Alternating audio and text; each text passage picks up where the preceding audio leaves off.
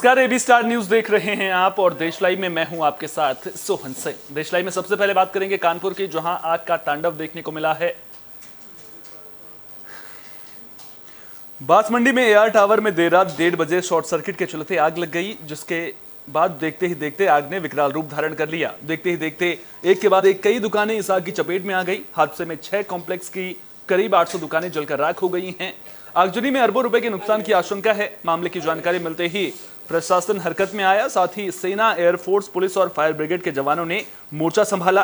कानपुर के अलावा उन्नाव, लखनऊ और आसपास के जिलों में से 50 से ज्यादा फायर ब्रिगेड की गाड़ियां मौके पर पहुंची हैं और आग बुझाने में जुट गई थी। जानकारी के मुताबिक आग सबसे पहले एआर टावर में दुकानों के बाहर रखे सामान में लगी थी। तेज हवाओं की वजह से आग ने देखते ही देखते कई दुकानों को अपनी चपेट में ले लिया और फिर पूरा 3 मंजिला टावर आग की चपेट में आ गया। देखते ही देखते आग Humraaz complex, Nafees tower, Arjun complex, Masood complex 1 और 2 तक भी फैल गई थी। आग की लपटें और धुआं आसमान छूने लगा। बता दें कि नफीस टावर में स्टेट बैंक ऑफ इंडिया का भी ऑफिस है। आग ने बैंक को भी अपनी चपेट में ले लिया। स्थानीय कारोबारी से मिली जानकारी के मुताबिक आगजनी में 800 से ज्यादा दुकानें जली हैं और 20 अरब यानी कि 2000 करोड़ से भी ज्यादा का नुकसान हुआ है।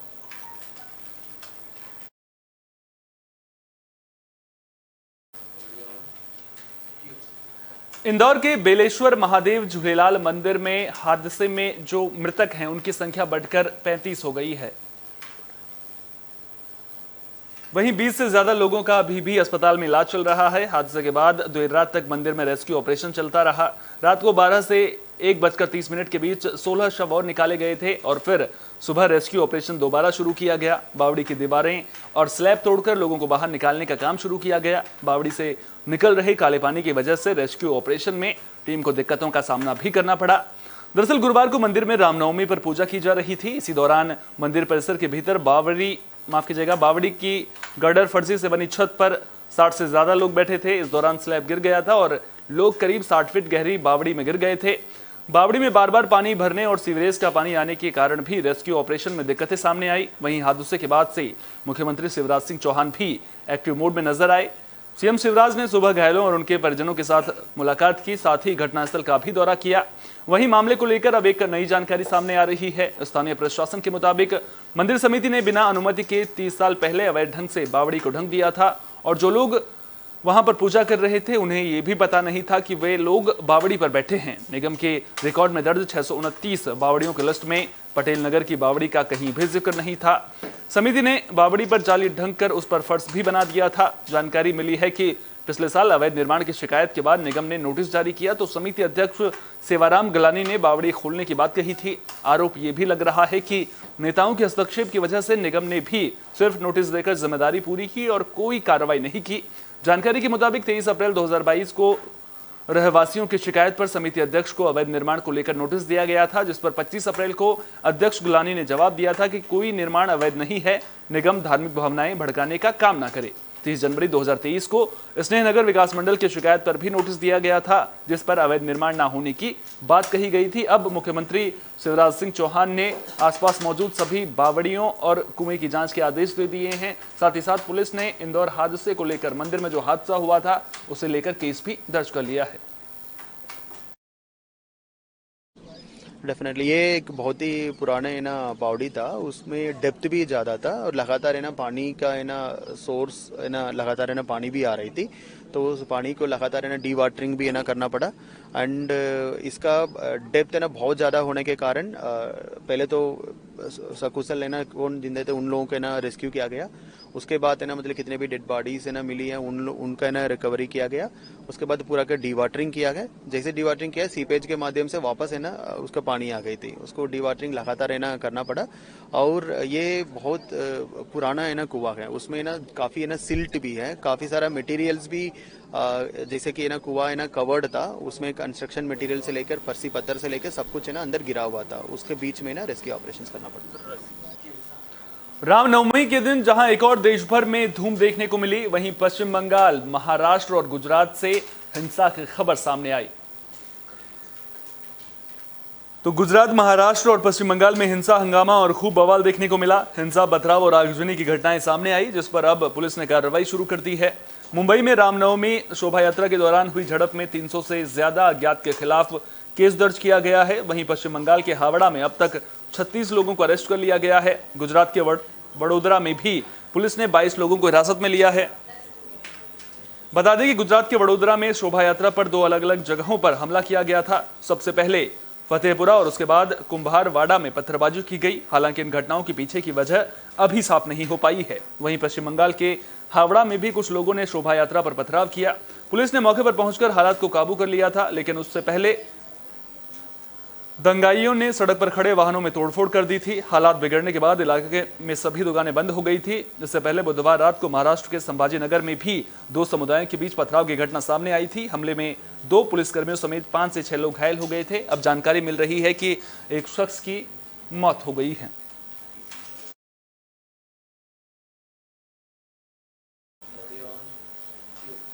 देश को जल्द ही नए संसद भवन की सौगात मिलने वाली है। आपको बता दें कि संसद भवन का निर्माण कार्य लगभग पूरा हो चुका है।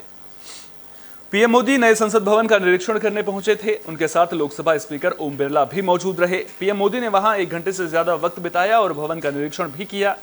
पीएम मोदी ने दोनों सदनों में तैयार की जा रही फैसिलिटी का भी जायजा लिया। संसद के निर्माण में लगे मजदूरों के साथ भी बातचीत की। इसके अलावा पीएम मोदी ने संसद भवन में दीवारों पर लगी कलाकृतियां को भी देखा। बता दें कि केंद्र सरकार ने 2019 में सेंट्रल विस्टा पुनर्विकास परियोजना शुरू की थी, जिसमें नए संसद भवन का निर्माण कार्य भी शामिल है। पीएम मोदी ने दिसंबर 2020 में इसकी आधारशिला रखी थी। पूरे प्रोजेक्ट में 20,000 करोड़ रुपए खर्च होंगे। बता दें कि जिस संसद में अभी कामकाज हो रहा है वो 95 साल पहले 1927 में बनाई गई थी। मार्च 2020 में सरकार ने संसद में जानकारी दी थी कि पुरानी बिल्डिंग ओवर यूटिलाइज्ड हो चुकी है और खराब हो रही है। इसके अलावा लोकसभा सीटों के नए सिरे से परिसीमन के बाद जो सीटें बढ़ेंगी उनके सांसदों के बैठने के लिए भी पुरानी बिल्डिंग में पर्याप्त जगह नहीं है। इसी वजह से नई बिल्डिंग बनाई जा रही है। आपको बता दें कि नई लोकसभा में 888 और नई राज्यसभा में 384 सीटें बैठने के लिए होंगी। दोनों सदनों में विजिटर्स गैलरी में 336 से ज्यादा लोगों के बैठने के इंतजाम होंगे। इसके अलावा संसद के हर अहम कामकाज के लिए भी अलग अलग ऑफिस होंगे और ऑफिसर्स के साथ कर्मचारियों के लिए भी हाईटेक ऑफिस की सुविधा रहेगी।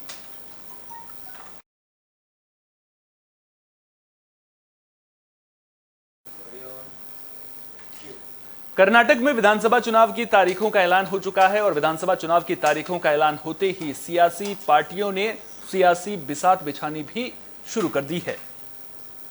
कर्नाटक चुनाव को लोकसभा चुनाव से पहले सेमीफाइनल माना जा रहा है, लिहाजा बीजेपी भी राज्य में चुनाव जीतने के लिए लोकसभा चुनाव जैसी ताकत झोंकती नजर आ रही है। दरअसल पार्टी चुनावी अभियान में केंद्रीय नेताओं के अलावा 17,000 से ज्यादा कार्यकर्ताओं की फौज उतार रही है।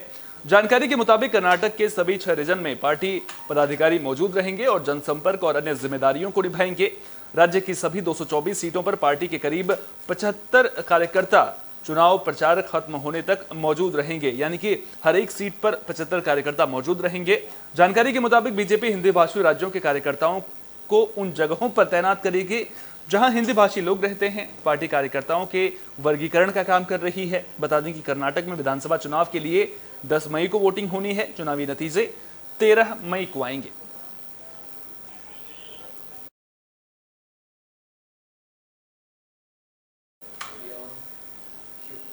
वारिस पंजाब डे का चीफ और खालिस्तान समर्थक अमृतपाल अभी भी फरार है। लगातार पुलिस के साथ आंख मिचौली खेलता हुआ नजर आ रहा है। इस बीच अमृतपाल से जुड़ी कई जानकारियां जरूर सामने आ रही हैं। अब अमृतपाल के धार्मिक स्थलों में छिपने का भी इनपुट मिला है, जिसके बाद अमृतसर के स्वर्ण मंदिर समेत पंजाब के सभी धार्मिक स्थलों की सुरक्षा बढ़ा दी गई है। पंजाब के 300 से ज्यादा डेरों में सर्च ऑपरेशन चलाया जा रहा है। कपूरथला, जालंधर, होशियारपुर और भटिंडा के डेरों की निगरानी की जा रही है। इसके अलावा पुलिस को स्विफ्ट कार की भी तलाश है, जिसमें अमृतपाल होशियारपुर से फरार हुआ था। इधर 28 घंटे में अमृतपाल का दूसरा वीडियो भी सामने आया है, जिसमें अमृतपाल विदेश ना भागने और जल्द ही लोगों के सामने आने की बात कह रहा है। अमृतपाल कह रहा है कि वो भगोड़ा नहीं है, बस बगावत के दिन काट रहा है। ਵਾਹਿਗੁਰੂ ਜੀ ਕਾ ਖਾਲਸਾ ਵਾਹਿਗੁਰੂ ਜੀ ਕੀ ਫਤਿਹ। ਸਮੂਹ ਸਿੱਖ ਸੰਗਤਾਂ ਨੂੰ ਮੈਂ ਇੱਕ ਵੀਡੀਓ ਰਾਹੀਂ ਸੰਬੋਧਨ ਕੀਤਾ ਸੀ, ਜਿੱਥੇ ਕੁਝ ਸੰਗਤਾਂ ਦਾ ਸ਼ੰਕਾ ਹੈ ਕਿ ਸ਼ਾਇਦ ਉਹ ਜਿਹੜੀ ਵੀਡੀਓ ਹੈ ਉਹ ਪੁਲਿਸ ਦੀ ਕਸਟਡੀ 'ਚ ਬਣੀ ਹੈ, ਕਿਉਂਕਿ ਉਸ ਵੀਡੀਓ 'ਚ ਮੈਂ ਜੀ ਉਰੇ ਬਾਰੇ ਦੇਖ ਰਿਹਾ ਕਿਤੇ। ਸੋ ਮੇਰੀ ਇੱਕ ਸੰਗਤਾਂ ਨੂੰ ਅਪੀਲ ਹੈ ਵੀ ਦੇਖੋ, ਪਹਿਲੇ ਦੀ ਮੇਰੀ ਆਦਤ ਨਹੀਂ ਵੀ ਨਾ ਬੈਠ ਕੇ ਸਾਹਮਣੇ ਵੀਡੀਓ ਬਣਾਵਾਂ। ਤੁਸੀਂ ਪੁਰਾਣੀਆਂ ਵੀਡੀਓ ਦੇਖੋਗੇ ਉਹਦੇ 'ਚ ਵੀ ਮੈਂ ਕੈਮਰੇ ਵੱਲ ਬਹੁਤਾ ਵੇਖਦਾ ਨਹੀਂ ਹੁੰਦਾ। ਸੋ ਪਹਿਲੀ ਗੱਲ ਜਿਹੜੀ ਮੁੱਖ ਮੁੱਦੇ ਵਾਲੀ ਗੱਲ ਆਪਾਂ ਕਰਨੀ ਹੈ, ਇੱਕ ਤੇ ਆਪਾਂ ਹਰ ਚੀਜ਼ ਨੂੰ ਕਨਸਪੀਰੇਸੀ ਨਹੀਂ ਸਮਝਣਾ। ਸਤਿਗੁਰੂ ਸੱਚੇ ਪਾਤਸ਼ਾਹ ਦੀ ਓਟ ਸਦਕਾ ਆਪਾਂ ਗੁਰੂ ਦੀ ਖੇਡ ਨੂੰ ਵੱਡਿਆ ਸਮਝੀਏ। ਇਹ ਨਹੀਂ ਵੀ ਆਪਾਂ ਮਤਲਬ ਹਿੰਦੁਸਤਾਨ ਦੀ ਸਰਕਾਰ ਨੂੰ ਜਾਂ ਪੁਲਿਸ ਨੂੰ ਵੱਡਿਆ ਸਮਝਣ ਲੱਗ ਪਈਏ। ਕਲਗੀਧਰ ਪਾਤਸ਼ਾਹ ਦੀ ਜਿਹੜੀ ਕਰਾਮਾਤ ਨੂੰ ਵੱਡਿਆ ਸਮਝੀਏ। ਏਡੇ ਕਿਰੇ ਸਤਿਗੁਰੂ ਸੱਚੇ ਪਾਤਸ਼ਾਹ ਨੇ ਜੇ ਕੱਢਿਆ ਤੇ ਉਹ ਕਿਸੇ ਮਕਸਦ ਵਾਸਤੇ ਕੱਢਿਆ। ਜਿਨ੍ਹਾਂ ਨੂੰ ਇਹ ਲੱਗਦਾ ਵੀ ਮੈਂ ਕੋਈ ਭਗੌੜਾ ਹੋ ਗਿਆ ਤੇ ਮੈਂ ਆਪਣੇ ਸਾਥੀਆਂ ਨੂੰ ਛੱਡ ਗਿਆ, ਇਹ ਗੱਲ ਦਾ ਭੁਲੇਖਾ ਕੋਈ ਆਪਣੇ ਮਨ 'ਚ ਨਾ ਰੱਖੇ। ਦੇਖੋ, ਨਾ ਤੇ ਮੈਂ ਮਰਨ ਤੋਂ ਡਰਾਂ, ਮਰਨ ਲਿਖਾਏ ਮੰਡਲ ਮੇ ਆਏ, ਇਸ ਬਾਣੀ ਦੇ ਜਿਹੜੇ ਬਚਨ ਨੇ ਇਹ ਤੇ ਪੂਰਾ ਪਹਿਰਾ ਦੇ ਰਹੇ ਆ। ਜਿੱਦਣ ਸੰਸਾਰ ਤੇ ਆ ਗਏ ਉਦਣ ਮੌਤ ਦਾ ਜਿਹੜਾ ਰਾਹ ਉਹ ਸ਼ੁਰੂ ਹੋ ਜਾਂਦਾ, ਇਹ ਤੋਂ ਕੋਈ ਬਚ ਨਹੀਂ ਸਕਦਾ। ਪਰ ਮੇਰੀ ਸੰਗਤਾਂ ਨੂੰ ਇੱਕ ਅਪੀਲ ਹੈ, ਮੈਂ ਜੇ ਅੱਜ ਬਾਹਰ ਹੈ, ਸਤਿਗੁਰੂ ਸੱਚੇ ਪਾਤਸ਼ਾਹ ਨੇ ਜੇ ਮੈਨੂੰ ਬਾਹਰ ਰੱਖਿਆ ਹੈ ਇਸ ਘੇਰੇ ਤੋਂ, ਤੇ ਉਹਦਾ ਅਰਥ ਇਹ ਹੈ ਕਿ ਮੈਂ ਆਪਣੇ ਸਾਥੀਆਂ ਲਈ, ਕੌਮ ਦੇ ਨੌਜਵਾਨਾਂ ਲਈ ਤੇ ਕੌਮ ਦੇ ਹਿੱਤਾਂ ਦੀ कुछ कर सकूं। तो अमृतपाल फरार है और अमृतपाल की गिरफ्तारी के लिए तमाम कोशिशें की जा रही हैं। लगातार पुलिस ने सर्च ऑपरेशन चलाया जा रहा है पुलिस की ओर से, साथ ही साथ में मॉनिटरिंग भी लगातार की जा रही है। बॉर्डर इलाकों में चौकसी बढ़ा दी गई है। इस बीच लोकसभा सांसद सिमरनजीत सिंह मान का विवादित बयान सामने आया है। उन्होंने कहा कि अमृतपाल को पाकिस्तान चला जाना चाहिए, सरेंडर नहीं करना चाहिए। ऐसा हम पहले 1984 में भी कर चुके हैं। दरअसल ऐसा पहली बार नहीं है जब सिमरनजीत ने विवादित बयान दिया हो।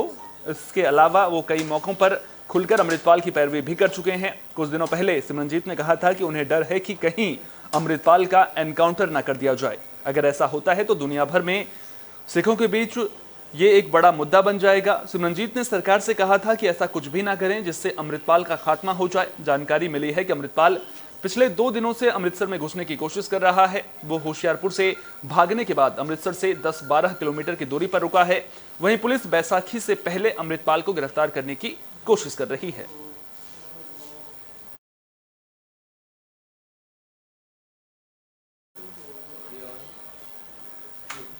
दिल्ली के शास्त्री पार्क इलाके से बड़े हादसे की खबर सामने आ रही है। शास्त्री पार्क इलाके में 6 लोगों की मौत का मामला सामने आया है।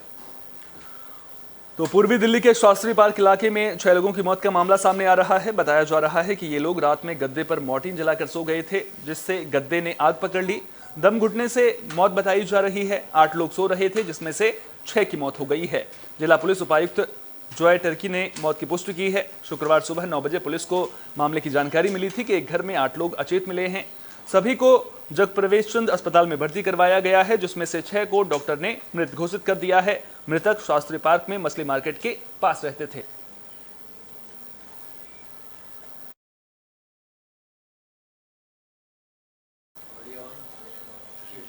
बुलेटिन के आखिर में बात मौसम की भी कर लेते हैं। दरअसल दिल्ली एनसीआर में मौसम का बदला मिजाज देखने को मिल रहा है। शुक्रवार सुबह भी मौसम का बदला मिजाज देखने को मिला। सुबह से ही आसमान में काले बादल छाए रहे, वहीं कई इलाकों में बूंदाबांदी भी हुई है। इसके पहले गुरुवार शाम को भी दिल्ली एनसीआर में तेज हवाओं के साथ बरसात हुई थी, जिससे कई जगह पेड़ गिर गए थे। दिल्ली में 8 से ज्यादा जगह पर जलभराव और 40 से ज्यादा जगहों पर जाम की शिकायत भी मिली। वहीं खराब मौसम की वजह से गुरुवार को 17 उड़ानों को डाइवर्ट करना पड़ा, जिससे यात्री परेशान होते नजर आए। बता दें कि इस साल मार्च में मौसम का मिजाज नरम दिख रहा है। मौसम विभाग की माने तो उत्तर भारत के राज्यों में 2 अप्रैल तक बरसात का दौर जारी रहेगा। फिर 4 अप्रैल को दूसरे विक्षोभ के कारण 8 अप्रैल तक बारिश और तेज हवाओं के कारण पारा गिरने की उम्मीद है।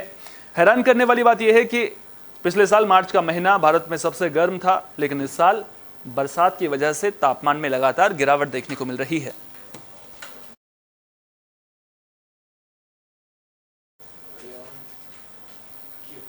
देश लाइव में फिलहाल के लिए इतना ही। दीजिए इजाजत, नमस्कार।